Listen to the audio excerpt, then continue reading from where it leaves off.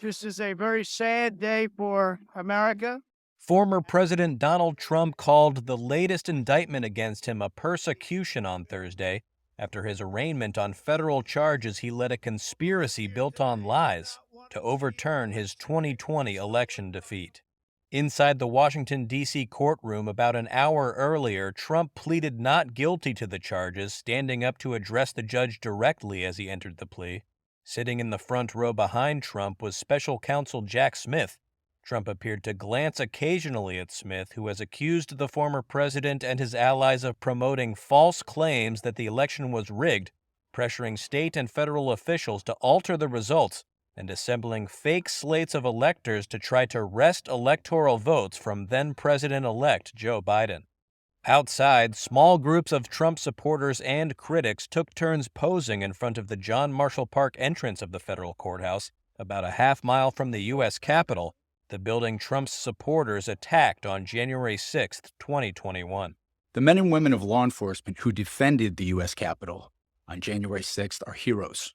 On Tuesday, Smith announced the 4 felony charges, including conspiracy to defraud the United States, to deprive citizens of their voting rights, and to obstruct an official proceeding. The most serious charge carries a maximum sentence of 20 years in prison. Thursday's arraignment was the third time Trump has pleaded not guilty since April. The 77-year-old and front-runner for the Republican presidential nomination previously pleaded not guilty to federal charges that he retained classified documents after leaving office, and New York State charges that he falsified documents in connection with hush money payments to a porn star. And he may soon face more charges in Georgia, where a state prosecutor is investigating his attempts to overturn the 2020 election there. This is a persecution of a political opponent. While Trump repeated his claim that he was being persecuted before flying back to his Bedminster, New Jersey golf club, Trump himself has been accused of using government power for political gain. His first of 2 impeachments in 2019 was for pressuring Ukraine to investigate his Democratic rival Joe Biden before the 2020 election.